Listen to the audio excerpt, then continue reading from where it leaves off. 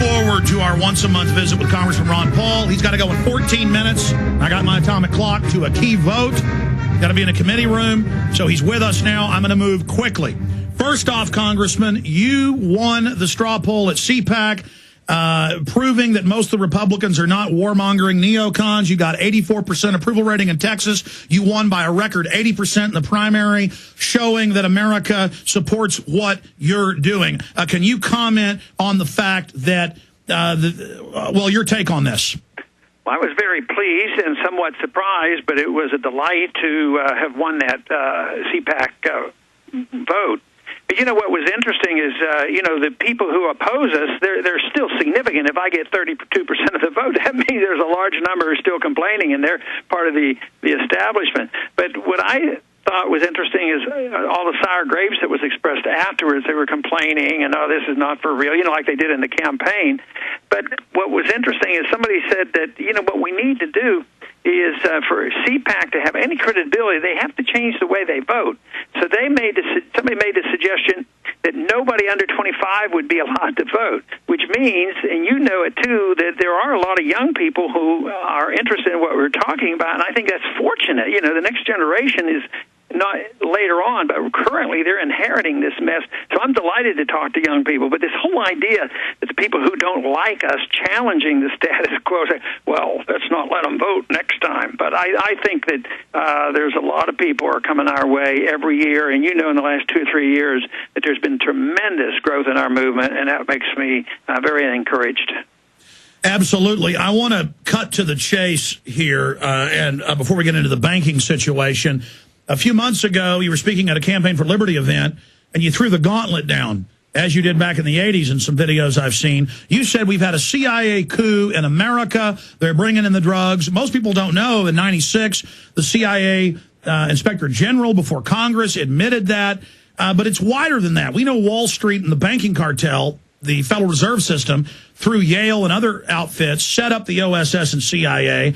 And you came right out and basically said, this is our illegitimate government. And that ties into the banks engineering the financial collapse, now saying they're getting ready for an even bigger collapse sometime this year in a constitution of the world run by the banks, as Gordon Brown and others called for. Can you specifically speak to who runs the coup, who they are, and how we remove them? Because by openly coming out and really telling it like it is, we can cut to the chase. Well, I have trouble naming names because I don't know all the names, but the one thing I can verify is that the people who should have responsibility for our national security and intelligence gathering, the U.S. Congress, they have no idea what's going on, and that's the real problem.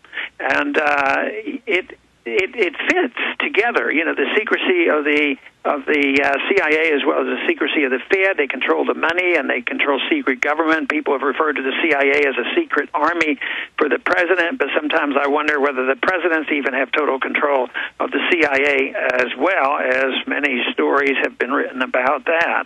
So it's something that I think the American people have to realize. We do know there's been evidence, brought forth that the CIA actually can own banks, and there's been fairly strong evidence that the CIA has been involved in drug dealing. There are times when I think the war in Afghanistan, we say it has to do with pipes and oil, gas pipeline and oil, and other commercial things, but the other commercial thing may be the drug trade. Maybe the CIA's in competition with the drug dealers over there because there's a lot of self-financing in these organizations.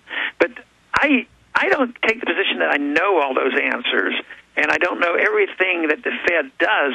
But my approach is that the people deserve, and the Congress has a responsibility to find out what they're doing. And if they're not doing it, fine and dandy, we'll clear the air. But if they are doing it, it will give us more ammunition for the reason why we need a different monetary system, and we need to have a different system of collecting intelligence, because they can tell us anything. Remember how we went to war in Iraq? The CIA was very much involved. Up there and say the CIA, they have weapons of mass destruction. They're about to attack us. And it was based on false information. And this is what disturbs me the most, and that's why I want much more transparency of what our government is doing. Well, those were strong statements you made a few months ago, and you just echoed them. But specifically, Congress, as you know, has had hearings in the 70s about the shadow government, continuity of government. The Homeland Security Committee in the House has not been allowed to see the full text of PDD 51. We know we've seen a 12-fold in the last 8-year increase in opium out of Afghanistan. We know that 2 years ago, a CIA aircraft that had been used for torture flights crashed in Mexico with pure cocaine, 3.5 tons, meaning coming directly from the source, uncut. I mean, this is just comes out in Mena, Arkansas, over and over again. And so when you talk about a coup over America, how do we ever ferret this out and remove it? I mean, do we start, as you've been calling for, an audit of the private Federal Reserve? Yeah, it won't happen until the people become really outraged. They are growing in their outrage, but it has to translate into different ideas and different respect for the Constitution, different people up here, and we're in the midst of this transition. And as the crisis worsen, the real challenge is will we end up with a dictatorship, or are we going to have people who are demanding, a republic and open government, and that might take another 10, 15 years to determine. But in the midst of a crisis, it's the worst time to present our views. So that's why we have to do our best to get as many people to agree with us as possible, so that in the rebuilding that we have some ideas about what the monetary system should be like and what our foreign policy ought to be like, which means that if we had a proper foreign policy, the incentive to have this CIA making excuses for knowing everything about us and everything that's going on in the world, that would all change. I don't believe that we shouldn't have some intelligence gathering, but I don't like these clandestine operations and killings and things that we've known to have happened. Well, dovetailing with that, you grilled Bernanke a few days ago, and then the chairman, for those that haven't seen the video, it's up on PrisonPlanet.com, Frank agreed with you and said we need an investigation of the admitted, and I went and pulled the articles up, because Bernanke was acting like it was preposterous, but it's on record that BCCI and the Federal Reserve, it's on record in 2004 and 5, tens of billions of dollars from the Federal Reserve shipped on pallets into Iraq. It's on record, Associated Press, that tens of billions of drug money has been found in the Federal Reserve Bank of Dallas. That was in 2000. That was in the AP. And then Bernanke just laughs at you and says it doesn't exist. It's like Potok from the Southern Poverty Law Center laughing and saying these Tea Party kooks believe in a world government, when you've got every global leader calling for global government, the IMF calling for a new world order, Herman von Rompuy, Ban Ki-moon calling for it. I mean, I think they're really destroying what credibility they had left by stonewalling us. Can you speak specifically to congressional investigations separate from an audit, just directly on, is the Federal Reserve involved in Greece? Well, we know they gave the money to Goldman Sachs, and we know they are involved. Right.